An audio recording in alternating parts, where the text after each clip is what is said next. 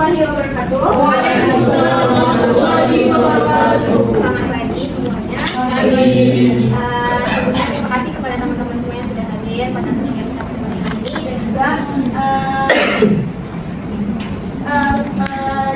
pada dosen pemangku dari kita, Ibu Prasnani SPDMP, selaku dosen pemangku dari kita yang tidak bisa yang berhalangan hadir pada pertemuan kali ini kami akan membahas tentang modifikasi perbandingan fenotip keturunan. Nah, sebelumnya kami akan memperkenalkan diri terlebih dahulu. Perkenalkan, saya Dwi April Lasreni selaku moderator dan juga pemateri kedua, dan rekan saya Muhammad Zulfa, pemateri pertama. Saya Dina Priananingsih, pemateri keempat. Saya Dila Muspita, pemateri terakhir. Saya biasa, materi ketiga. Oke, materi pertama akan dijelaskan oleh rekan saya Muhammad Zulfa. Kepada Zulfa. Sebelumnya terima kasih kepada moderator. Saya akan membahas materi tentang interaksi gen. Nah, interaksi gen ini bisa terjadi ketika dua atau lebih gen bekerja sama untuk menentukan satu perangkat atau fenotip tertentu. Ini pada persilangan di hibrid hukum Mendel. Nah, kedua, ada yang terlibat memberikan kontribusi pada fenotip keturunannya secara bebas disebut independen. Nah, di sini ketika Mendel menghilangkan tanaman kacang etis homozigos dan yellow. Nah, di sini ketika Mendel menghilangkan tanaman kacang etis homozigos from yellow, yaitu R besar, Y besar, Y besar, dengan tanaman homozigos green, hijau, Y kecil, Y kecil. Nah, dan dilanjutkan dengan menghilangkan semua keturunan F1-nya, maka didapatkan keturunan F2 dengan proporsi. Nah, pada gambar ini, pada contoh tersebut, kedua alel yakni alel Y dan alel F, keduanya memberikan efek pengaruh secara terpisah dan bebas. Artinya alel Y akan memberikan efek hanya kepada biji acis saja, yakni kuning atau hijau, tergantung dari komposisi zigositas alel tersebut. Nah, begitu juga alel N hanya memberikan efek permukaan biji kacang acis, apakah halus atau keriput. Nah, di sini dapat memberikan kontribusi efek ke sifat warna biji kacang acisnya. Nah, hal ini yang disebut dengan makna independen. Pada hukum Mendel yang terungkap pada persilangan di hibrid. Oke, itu saja penjelasan dari saya kembalikan ke moderator. Aktivisme adalah dua alel atau lebih yang berbeda saling memberi pengaruh dan berinteraksi sehingga munculnya efek kombinasi fenotip yang berbeda dengan induknya. Nah, fenomena tersebut dapat disebut dengan interaksi gen atau aktivisme. Nah, aktivisme pertama kali ditemukan oleh Bateson dan Pumet pada cengger ayam.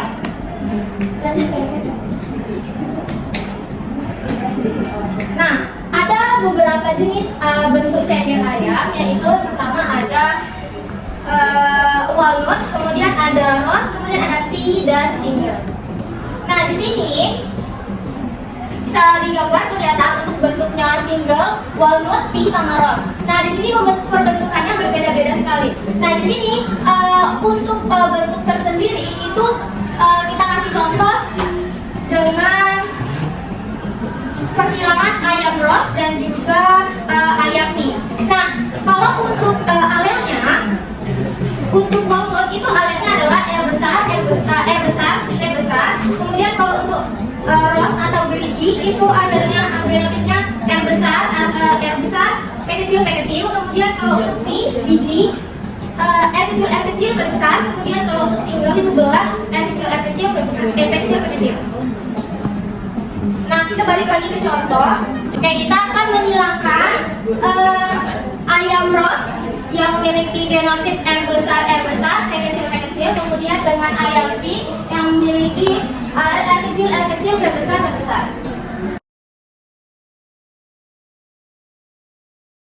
Oke, jadi untuk gametnya tinggal kita silangkan. Berarti yang ketemunya adalah R besar, P kecil, dan R kecil, P besar. ya, benar sekali. Jadi untuk ayam rose dan juga ayam pea, berarti untuk persilangannya hasilnya maka menghasilkan bukan ayam rose ataupun ayam pea, melainkan menghasilkan ayam walnut. Karena ayam walnut memiliki genotip R kecil dan P besar. Otomatis dari persilangan ini tidak menghasilkan yang namanya ras ataupun sipi, melainkan si ayam walnut. Kita coba menghilangkan ayam walnut. Keduanya ayam walnut. Masih ingat gak gimana kalau tidak menggunakan tabel? R besar terus? R besar, R besar, R kecil, P kecil terus. Oke, R besar, P besar. Kemudian R besar, P kecil.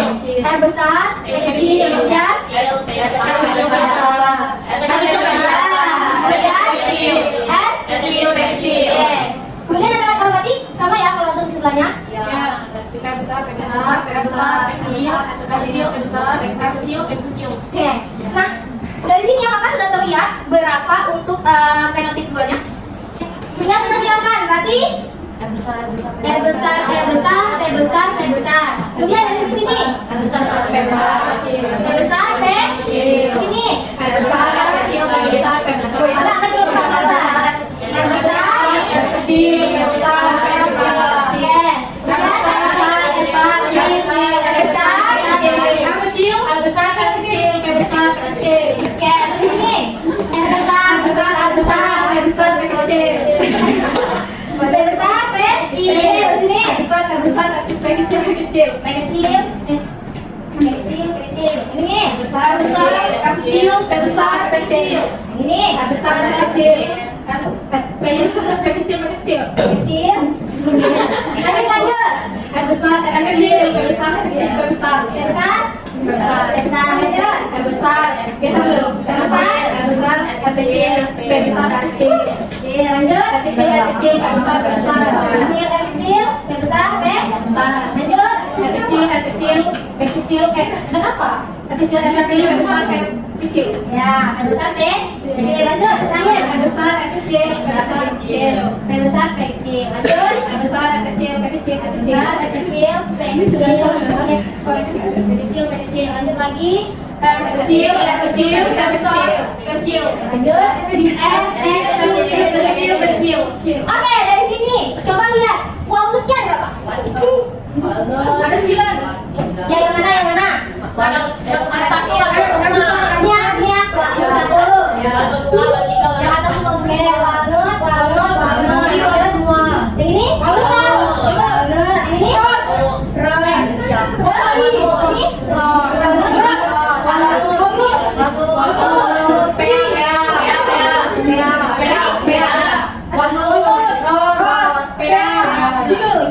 Berarti berapa walnutnya? 9.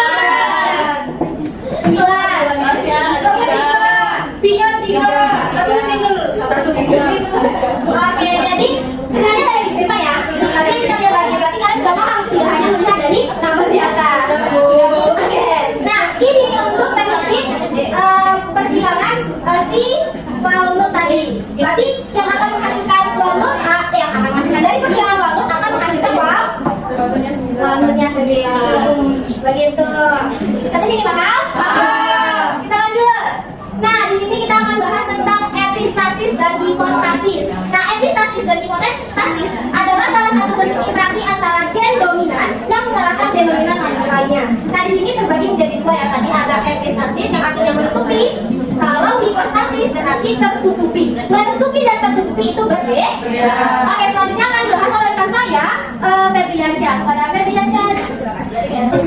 Sebelum terdapat bagian setelah saya lakukan sepertinya epistasis dominan dapat ditemukan pada bentukan warna biji tanaman sejenis gandum pembentukan warna kulit abu cucurbita. Cucurbita adalah contoh di mana gen dominan pada satu lokus dapat menutupi atau menghalangi ekspresi gen lain dan seharusnya mengaruhi warna fenotip pada tanaman tersebut. Epistasis dominan terlihat pada reaksi lokus yang menentukan warna buah pada labu yang mungkin ditemukan salah satu dari 3 warna labu, kuning, putih, atau hijau. Ketika tanaman homozigot warna putih disilang dengan tanaman homozigot hijau. Ada F1 dihasilkan tanaman dengan buah warna putih semua. Kita bersilangan bersama tanaman F1 dihasilkan kombinasi. Diagram. di depan ini diagram perbandingannya betis dan dominan namun betis dan dominan. Namun perbandingan penalti keturunan F2 tidak lagi 9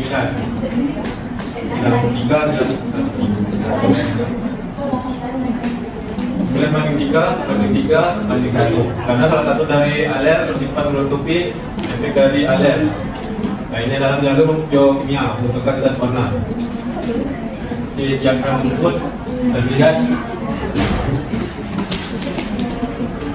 alel W mewakili alel dominan yang menghambat proses pembentukan zat warna yang digoda oleh alel Y.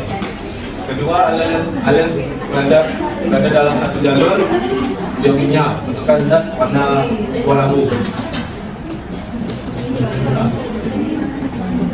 Nah, jadi dari penentuan warna cangkang pada siput air atau kisah yang rosa ini ketika siput yang berwarna lebih atau pigmented ini disebabkan dengan siput yang berwarna albino, sehingga menghasilkan keturunan X1-nya itu mempunyai warna cangkang yang berwarna atau pigmented.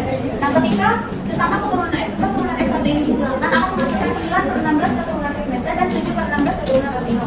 Nah, fenomena ini yang menunjukkan adanya penyimpangan dari persilangan individu 9/3 dan 3/1. Bisa dilihat pada gambar ini ada persilangannya, karena albino disilakan dengan albino bersilangan berbeda, kemudian dengan F2-nya itu menghasilkan 9/16 albino, 3/16 A kecil B albino, 3/16 A besar B kecil albino, dan 1/16 A kecil B A kecil dan B kecil albino. Nah, alel A sendiri maupun B ini bersifat epistasis untuk alel pasangannya B maupun A besar. Lalu ada alel atau preletal. Nah, alel atau preletal ini adalah alel yang bisa menyebabkan kematian terhadap individu. Kematian ini bisa disebabkan karena adanya penumbuhan karakter atau penumbuhan bagian tubuh yang sangat penting. Nah, adanya genetal ini bisa membuat pertumbuhan karakter atau bagian tubuh kita terganggu sehingga bisa menyebabkan kematian pada suatu individu. Alel ini bisa terjadi pada stadium embrio awal atau sampai beberapa waktu setelah dilahirkan. Nah, alel ini terjadi ketika keadaan homozigot biasanya akan hidup sehat sampai dewasa. Lalu ada contoh alel atau genetal yaitu pada penentuan warna bulu tikus. Nah, mutasi yang menyebabkan munculnya warna kuning pada bulu tikus itu merupakan salah satu contoh pada alel atau genetal yang mana warna kulit kuning ini bervariasi dari warna normal audit atau wild type. Nah, persilangan dari variasi warna ini menghasilkan strain tikus dengan warna biru yang tidak seperti wild type atau agouti. Nah, variasi warna ini bisa muncul karena dikendalikan oleh sepasang alel, yang mana alel warna kuning atau A yang besar, yang mana alel warna kuning ini bersifat dominan terhadap alel wild type. Nah, sehingga tikus yang heterogen ini akan memiliki beberapa warna bulu kuning. Namun dalam kondisi alel kuning berjiwa, tikus tersebut akan mati. Baiklah, selanjutnya genetal dominan pada manusia berasi daktili. Kelainan ditandai dengan ciri fisik jari pendek yang disebabkan oleh kelompokan jari pendek. Kemudian kelainan ini disebabkan oleh gen B yang bersifat menurun atau karir. Ada penderita adalah heterozigot B besar B kecil, sedang orang yang normal adalah homozigot resesif B kecil, dan jika menjadi homozigot B besar akan menjadi letal.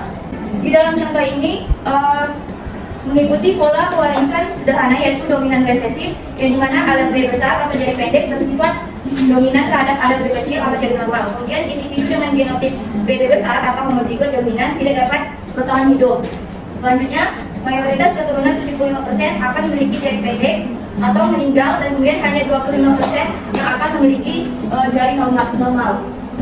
Selanjutnya, gen letal resesif pada manusia. Nah, peristiwa gen letal resesif pada manusia ini dapat dilihat pada penyakit anemia sel sabit.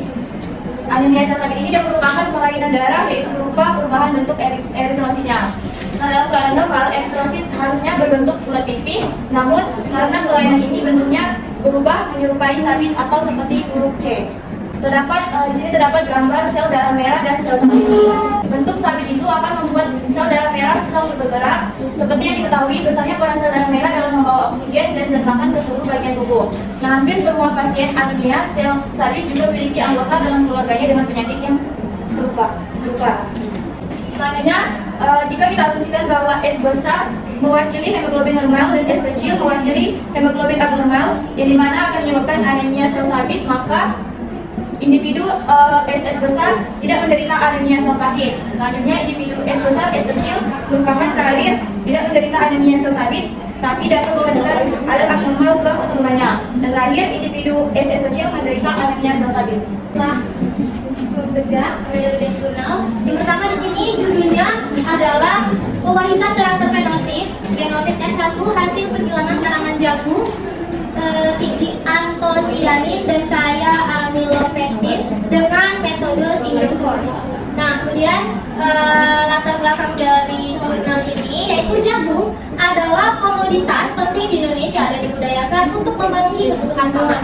Nah, varietas jagung pulut kaya akan amilopektin, sementara jagung ungu kaya dengan antosianin. Nah, persilangan keduanya memiliki potensi menghasilkan varietas baru dengan fenotip unggul. Nah, kemudian untuk permasalahan dalam jurnal ini yaitu produktivitas varietas jagung pulut ini memiliki rendah meski kaya amilopektin. Nah, jagung ungu memiliki produktivitas tinggi namun kurang dikenal di Indonesia. Diperlukan metode untuk meningkatkan variasi fenotip pada jagung agar karakter unggul dapat diwariskan pada generasi berikutnya. Nah, untuk tujuan penelitian, yang pertama adalah mempelajari pewarisan fenotip karakter kualitatif pada hasil persilangan generasi F1. Yang kedua, menentukan karakter kuantitatif generasi F1 yang dipengaruhi oleh faktor genetik dan lingkungan. Yang ketiga, menyeleksi individu dengan indeks seleksi tertinggi hasil persilangan. Nah, sumber datanya adalah pengamatan langsung pada populasi jagung ungu dan juga pulut serta populasi F1 hasil persilangan.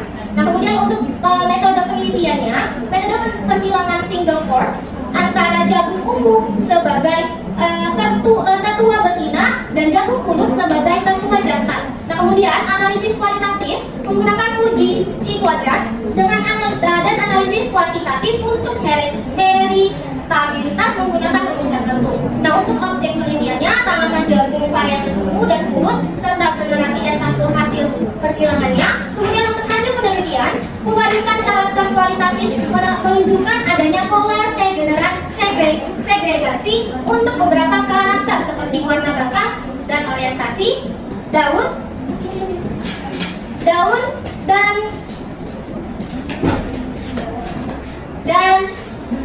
dan bulu pelepah daun. Heritabilitas tinggi ditemukan pada karakter tinggi tanaman dan indeks tulang daun yang diduga dipengaruhi oleh faktor genetik. Nah, untuk kesimpulan, pewarisan fenotip karakter kualitatif pada generasi F1 mengalami pola segregasi, karakteristik tinggi tanaman dan indeks tulang daun menunjukkan heritabilitas tinggi. Nah, untuk menunjukkan potensi untuk seleksi dalam meningkatkan produktivitas jagung. Nah, case method yang pertama dalam penelitian pemilihan tanaman jagung, persilangan antara jagung ungu dan jagung pulut dilakukan untuk menggabungkan sifat unggul dari kedua varietas, yaitu tingginya kedua antosianin dari jagung ungu dan kadar amilopektin yang tinggi dari jagung pulut. Nah, kemudian penelitian menggunakan metode persilangan single course untuk mendapatkan generasi F1 yang mewarisi kedua sifat tersebut. Nah, pengamatan dilakukan pada karakter kualitatif dan kuantitatif tanaman hasil persilangan. Berdasarkan penelitian tersebut, apakah faktor genetik lebih berperan dalam menentukan karakter fenotip tertentu, khususnya tinggi tanaman dan indeks daun. Untuk case method yang kedua, dalam penelitian tentang pewarisan karakter pada persilangan jagung ungu dan jagung pulut, penelitian mengamati adanya pola segregasi pada beberapa karakter kualitatif seperti warna batang, orientasi daun, dan arah cabang lateral. Hasil uji C kuadrat menunjukkan bahwa karakter-karakter tersebut tidak sepenuhnya mengikuti pola segregasi dan muncul penyimpangan yang diduga akibat interaksi gen yang kompleks. Berdasarkan penelitian yang dilakukan, mengapa bisa terjadi penyimpangan tersebut? Apa implementasinya terhadap upaya pemulihan tanaman jagung?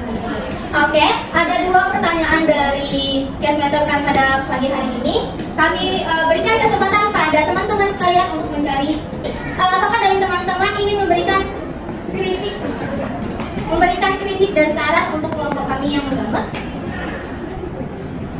Oke, baik, untuk teman-teman apakah ada yang ingin jawab case method dari kelompok kami? Baiklah, dia pertanyaan dari kelompok kami. Pertanyaan nomor 1. Jadi kita kemudian memiliki peran penting dalam penentuan karakteristik tanaman hasil persilangan, yaitu seperti tinggi tanaman dan juga tadi indeks tulang daun.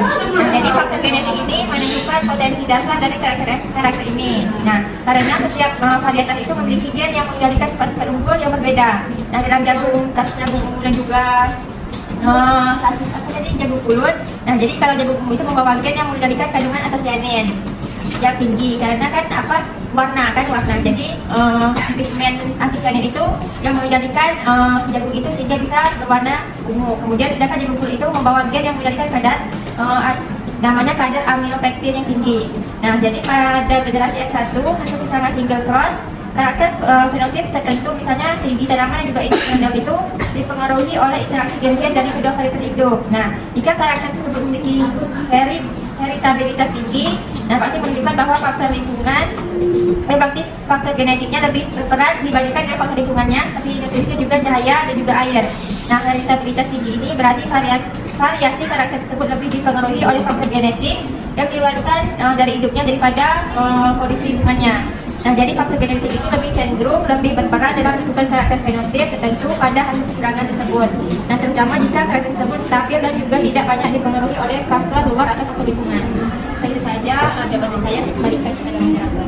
Oke, terima kasih kepada moderator yang memberikan saya kesempatan untuk menjawab case method yang nomor 2, yang mana pertanyaannya langsung saja berdasarkan penelitian yang dilakukan mengapa bisa terjadi penyimpangan tersebut. Nah, penyimpangan dari pola segregasi Mendel yang diamati dalam penelitian tersebut persilangan jagung ungu dan juga jagung pulut kemungkinan disebabkan oleh beberapa faktor. Kalau faktor yang pertama itu adalah interaksi gennya. Nah, seperti yang telah disebutkan dalam pertanyaan, interaksi gen yang kompleks dapat menyebabkan penyimpangan dari rasio fenotip yang diharapkan berdasarkan hukum Mendel. Nah, interaksi gen terjadi ketika ada 2 ataupun lebih gen yang mempengaruhi ekspresi fenotip yang sama. Nah, epistasis misalnya adalah suatu bentuk interaksi gen di mana satu gen menutupi efek gen lain. Di mana interaksi gen yang kompleks dapat menghasilkan rasio fenotip yang lebih rumit daripada yang diprediksi oleh hukum Mendel tersebut. Lalu yang kedua adalah pleiotropi, yang mana suatu gen atau satu gen itu dapat mempengaruhi beberapa karakteristik fenotip. Jadi jika gen yang terlibat dalam persilangan jagung ini bersifat pleiotropik, maka akan sulit untuk memprediksi rasio fenotip yang dapat atau yang tepat berdasarkan hukum Mendel tersebut. Sekian dari saya, mungkin teman-teman yang lain ada yang ingin menambahkan implikasinya. Saya kembalikan kepada moderator. Oke, baik, terima kasih kepada saudari Ramiat. Pada teman-teman, apakah ada yang ingin menambahkan jawaban dari Ramiat terkait implikasi yang ada upaya perlu yang Anda menemukan?